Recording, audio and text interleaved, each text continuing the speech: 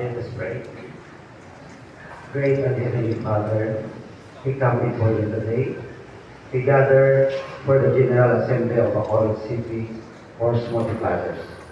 Lord, we thank you for the gift of service, for the gift of privilege to protect, and for the unity we share in helping keep Bacolod safe and peaceful.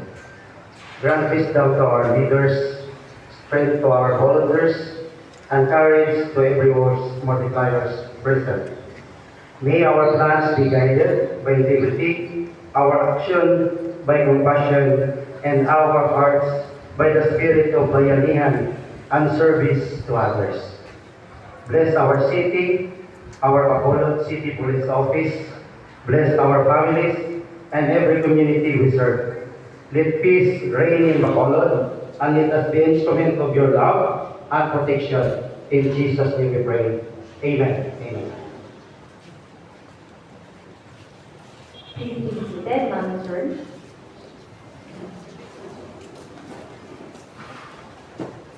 To formally welcome everyone to today's activity, it is my distinct honor to invite the President of the Bacolod City Force Multiplier Federation, Mr. Emmanuel Taylor Brooks, to deliver his welcome remarks. A round of applause, please.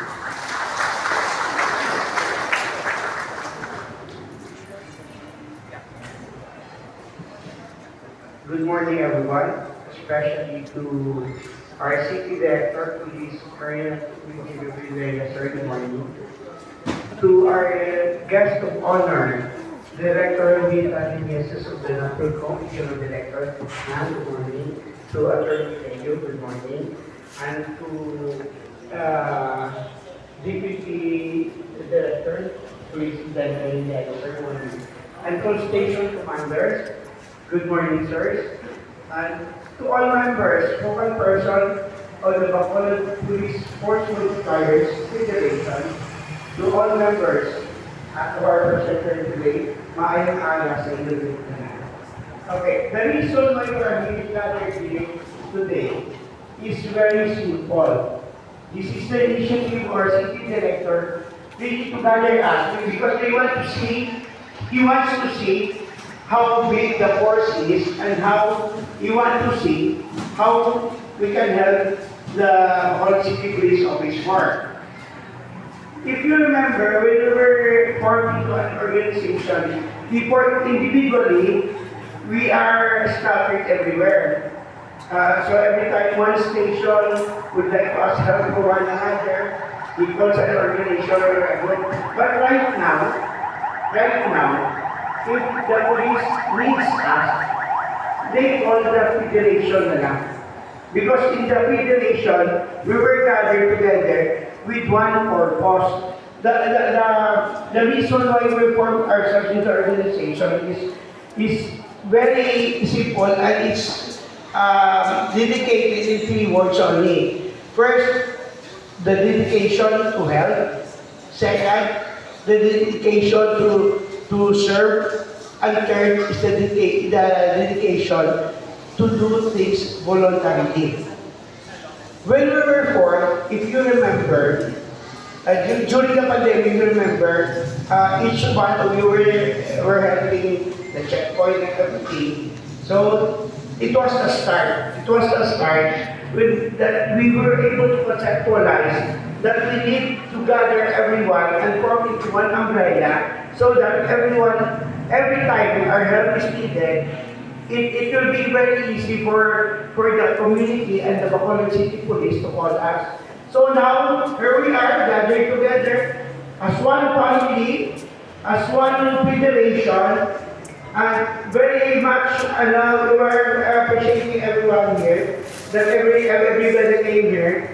And I'd like to welcome everyone here now and hoping that what we did years ago until now, we can do it more with integrity, dedication, and with that spirit of volunteerism. So to everybody, good morning and welcome to our activity.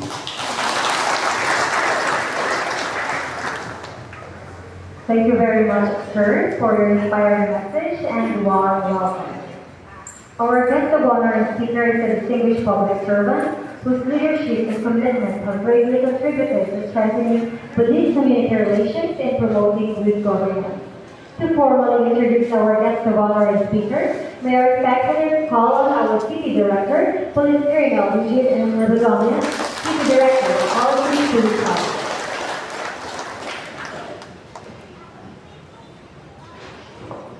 Ayan na mga kabay, Mayong umaga sa atin si Colonel. Nadayo ng iba. Actually, ma'am, we're conceptualizing this one since I assumed way back February 9 pa na mabuo namin. But because of series of incident activities that we have, medyo nakudot siya. But I think this is the right time na kailangan natin i-organize because we have seen that because may mga ikalat na series of big events here in Bacolod City. But I also wanted to recognize each one of them because for the past 5 months, mas makikita mo yung accomplishment namin dito because of our force multiplier. So I need to recognize them each one. Gusto ko sa makita isa sa dito kung ano man ang grupo sila. Just like what we have last night, we were able to accomplish 800 grams travel dito sa Bacolod. Hindi natin ito magagawa without the information coming from the without the information coming from our force multiplier. The same time sa ano, sa mga accomplishment kahapon, yung mga ibigay sa mga isa sa pagkakamalaking accomplishment sa mga umaga ng mga ibigay natin dito kahapon. Accomplishment naman ng city identification natin with determination with the Rigasco. Ako yun ito, araw-araw ka man mo yan sa nakapupos ka dyan. so mga napakali pa yung narinig. Wala pa ko perma. Permahin lang ko na, ma'am. So, ma'am, allow me also to start to recognize the people na nakaupo dito sa harap at sa liburan po natin. Of course, ating Panginoon who allowed this activity to happen. Thank you sa masamang panahon kahapon. Pag-Tagalog ako kasi Tagalog si Ma'am, may nagsisindihan din Ma'am. Dahil tayo na kaintindi, kita-kita na atin yung mga baligyan siya. Hindi ba lang? So, masamang panahon kahapon, but today, napakagandang weather po. We wake up na hapon yung mga incident, may makakita may mga flooded areas na tayo dito sa Bacolod na tayo. Today is very good. Ang ganda ng panahon. So, palakpakan natin ang Panginoon. Of course, to our distinguished guests, whom I'm going to introduce later. Good morning po. Welcome to Bacolod City Police Office. But as I promise you, we're going to give you an actual order by the 31st of this month. Kasi bisita din natin si Ma'am sa culmination ng Police Community Relations Month ng Bacolod City Police Office. So we're going to give her the full honor. Ang promisa ko sa kanya. Full honor talaga. So this is the day of the current company side natin. This will be the first honor na ibibigay natin sa non-uniform. This I assure. Of course, sa aking counterpart, the City Director of the Pogpong, Atty. Lorega, sir, Atty. Lorega. Kasi ayaw na daw ng yung City Director, na daw, City Officer. But ikaw man may hawak sa Bacolod City na mga problems with regards to PNP and other matters. So, you're the City Director of National Police Commission here in Bacolod City. Talapakan natin siya. Of course, sa inyo ang nagkaalam, welcome again to Bacolod City Police Office. I know na every time, andito ka palagi. Our DCDA was Lieutenant Colonel Yara. Of course, our DCDA, go, tayo ka. Lieutenant Colonel Bart.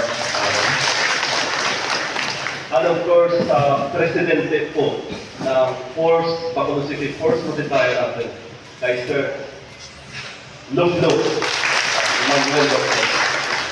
And of course, sa tayo pastor kanila ng pray sa atin, Pastor Garcia, thank you for blessing the Bacolod City Police Office. But before I will start, allow me to recognize the growth of Force Multiplier. Hindi ko lang sasabihin, of course, our station commanders, wala pa natin station commanders.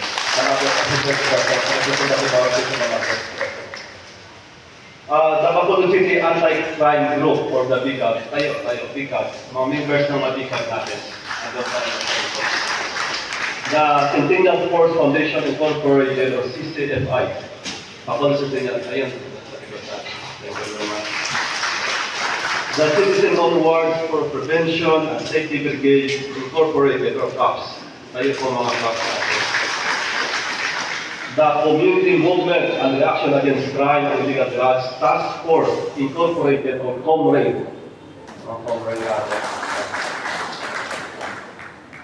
And the Crime Stopper. Tayo mga Crime Stopper natin. The Public Responders on Voluntary Innovative Development Emergency Response Incorporated or D-Provider. Mga D-Provider natin. The Guardian Central Federation International Incorporated. The Mata ng Kalsada. The Motorcycle Runners Against Crime Incorporated. The Philippine Guardians Brotherhood Incorporated or Buklod Chapter. The Philippine Guardians Brotherhood Incorporated, PGBI. The Police Hotline Movement Incorporated or PHMI. The Public Assistance for Rescue, Disaster and Support Service Foundation Incorporated or PARD-FI. The Rainis Guardians Brotherhood Central Visayas Association Incorporated or RGBC VAI. The Strikers Group. Ayan, sa likod ng Strikers Group. The United Kabayan International Friendship Anti-Crime Organization or UKIP-ACO. The Citizens Crime Watch International Unified Force Against Crime and Corruption. The Community Home Defense Support Group, CHG. The Negros Island Anti-Crime and Illegal Drugs Association of NIA SEDA. The Full Spectrum Riders Association of the Philippines of NSRAP. May hindi pa ba natawag na grupo tayo? At ito pang Internal PDDS Guardians Brotherhood Incorporated. The K9 Handlers. The Samahan Defense Force Multipliers Incorporated. For information sa guest of honor speakers natin, ma'am, ito po sila ay registered lahat sa SEC. Ganon sila organized dito. O sa mga pakailan sa Religion Force Multipliers. Maraming salamat po. And of course, uniform and uniform personnel of Bacolod City Police Office. Mayong aga sa atong tanan. I would like just to tell you something. Kagabi, nahiya ko sa inyo. Sabi mo, Parang kalada. Kado, sila magbabaon yan sila, kanya-kanya. Pero paano kaya nakakaya naman. Nag-volunteer na nga, nag-volunteer pa nang nag-shield out baga sa mga punsa nila. Ang nilakas ako ng loob ko na i-text si Mayo. Sir, may ano kami, bukas may summit ang force multiplier. Hindi natin lang Almost 9 o'clock ng gabi. Then, So nag-reply ang staff niya, Sir, ano na kailangan mo, crash or lock?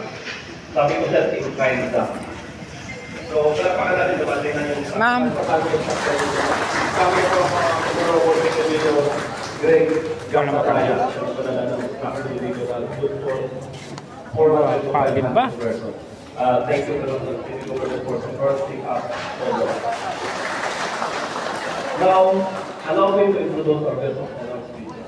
Ladies and gentlemen, distinguished guests, our dedicated force multipliers, partners from the community, and fellow public servants, mayong aga sa atong tanan-tanan.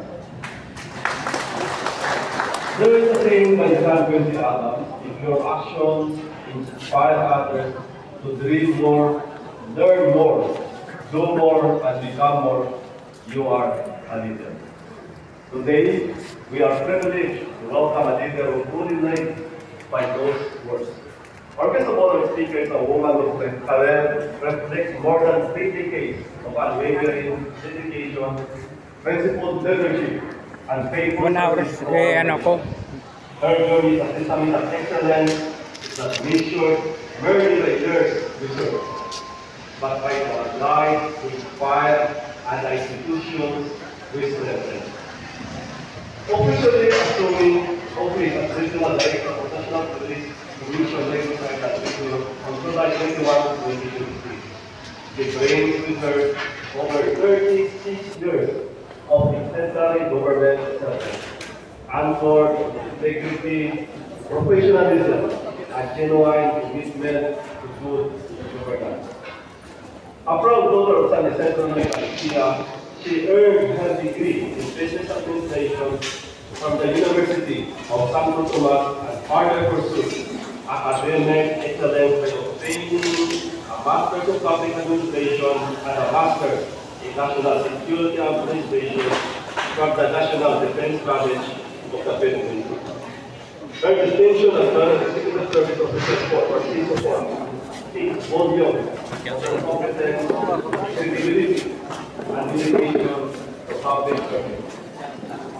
Throughout her distinguished career, she has successfully led National Police Commission, Region 3, Region 11, Calawar Zone, Kung ko tanay kay kakapoy gid. Vice Position, National Police Commission,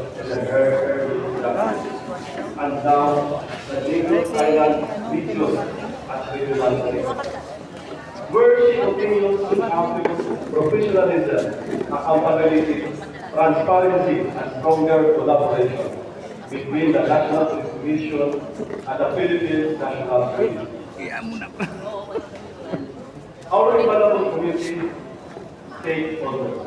And speaking of collaboration, today's gathering celebrates the people who serve as the eyes, ears, and heart of our community. Our force multiplier. Sir, ibato nga mo sir, oh, kay maano pa ko, ma-vlog pa ko. Your commitment reminds us that peace and order is never the responsibility of one institution alone. It is a shared mission built on trust, partnership, and a collective desire to make communities safer, stronger, and more resilient. As the African proverb wisely says, if you want to go fast, go Para alone. pang-upload sa If YouTube you want to go far, go Buhay pa ko ka-vlog. This morning, we got the honor to learn from a leader who Bilang Kung damo ba? service exemplifies public leadership. Ladies and gentlemen, Amo, ang iban, way kalabot, way kamot. Nasa sobra kami tanay. Ay, optimum at bain. and extend our Nangalapit pa yung heartfelt tanay ko. Way Bacolod hospitality as we welcome our distinguished guest of Obra honor mo kasi speaker, dapat Domingo. the Regional Director of the National Police Commission, Negros Island, Director Director Olieta P. Ramirez, MNSA, Season 4. Ano ko bro? Mag-ipo po tayo lahat. Thank you, CD, for that wonderful introduction. Huwag na lang po kayong mag-compute kung ano ng age ko. Kasi sinabi niya kung ilang taon ako sa servisyo. Sa mga kasamahan po dito sa harap, nabanggit ko na po si ating CD, si Police Colonel Eugene Ribadonga. Sorry po. Police Lieutenant Colonel Lester Liada. Police Lieutenant Colonel Albert Carey. Ang ating pong President ng Force Multiplier, Mr. Emmanuel Baclo.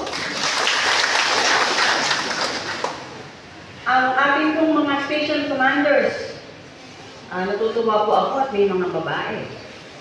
Kumbaga talaga tayo, hindi tayo gender bias. Diba?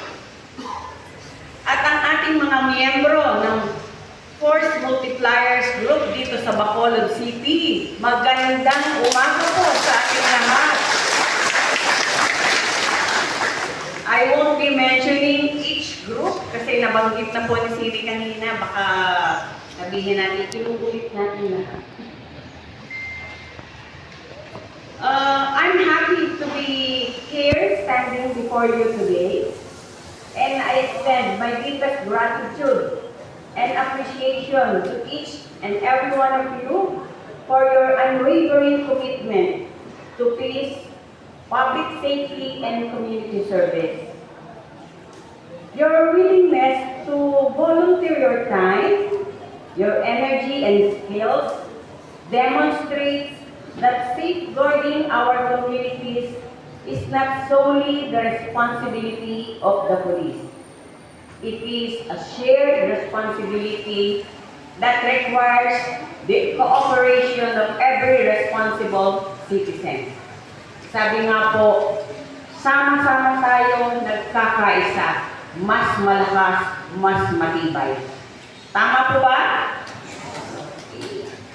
You are called force multipliers, hindi force dividers, sabi nga po ni Titi. Because your presence strengthens our capability to serve and protect the people.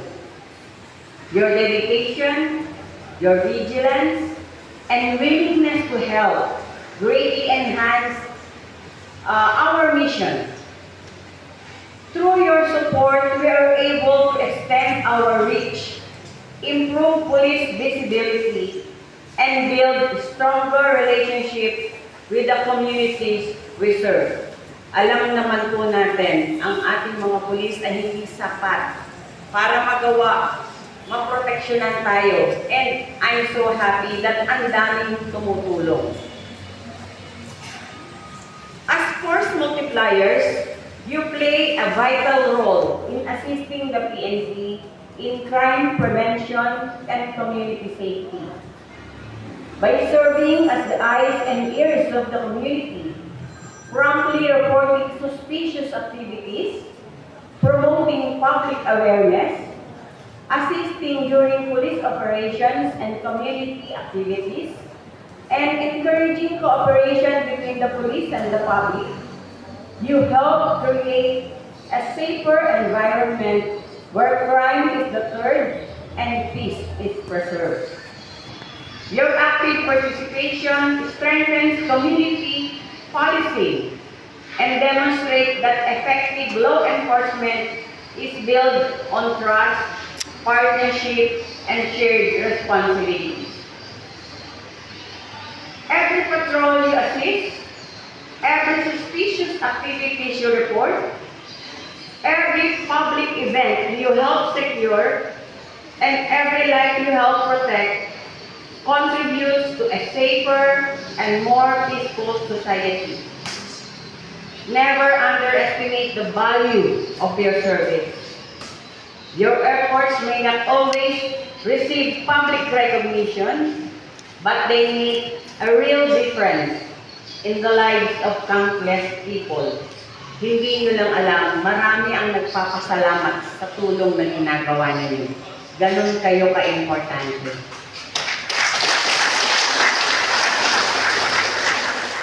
As we continue to face evolving security challenges, I encourage each of you to remain disciplined, vigilant, and committed to the highest standard of integrity. Let us always remember that the trust of the public is earned through professionalism, respect for human rights, and selfless service.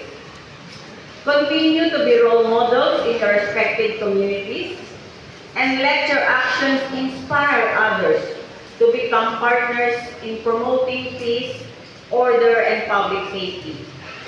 Together, we can create communities where every family feels secure and every citizen has confidence that there are people willing to stand and serve. To our force multipliers, thank you for your invaluable contribution. You are not merely volunteers, you are trusted partners of the PNP in our collective pursuit of a safer, stronger, and more resilient region. Let us continue working hand in hand, united by one purpose, to prevent crime, protect our communities, and serve our people with honor, courage, and compassion. Together, there is no challenge too great and no community beyond our reach when we stand united in service. May God continue to bless all of you, your families, and the communities you faithfully serve. Madamang nga salamat, kag mabuhay ang aton force multipliers.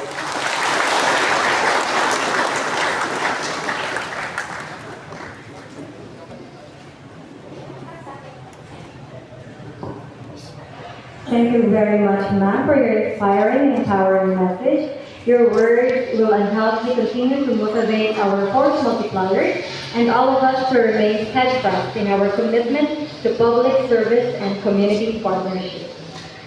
At this point, we request our City Director, Police Colonel Eugene N. Rabidomian, to present the plaque of appreciation to our guest of honor.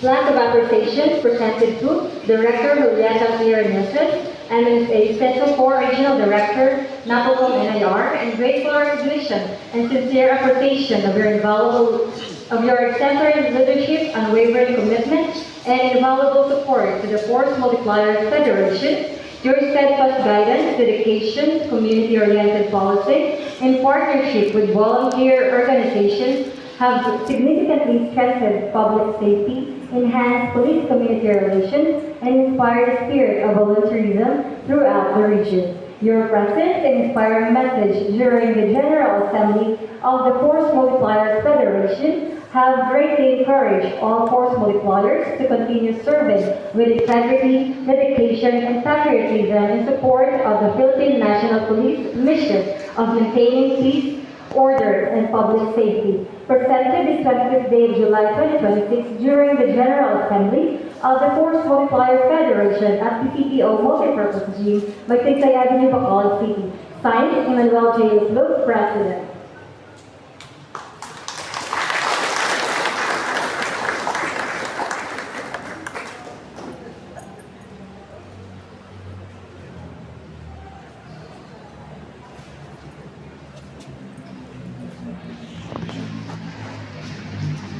Thank you, ma'am.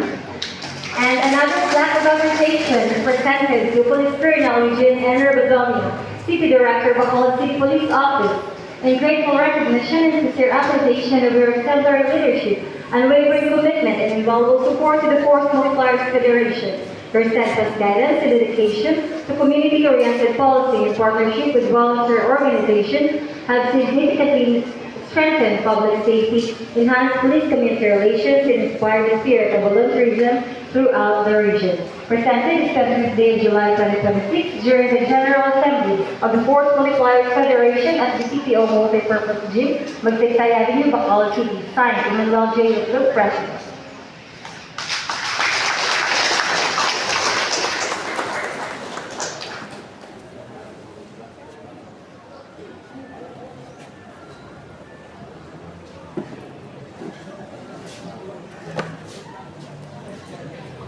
Thank you so much, ma'am and sir.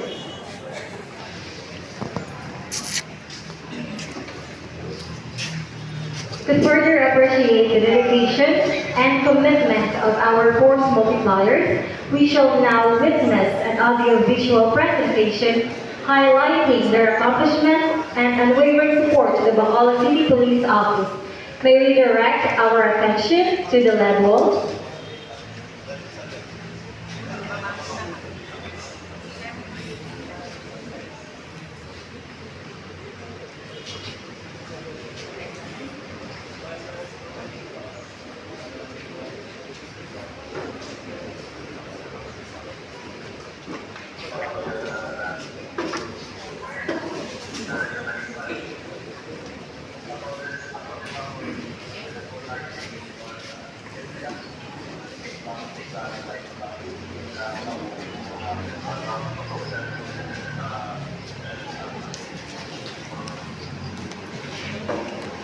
Ikaw at ako ay mga makinig. Ikaw at ako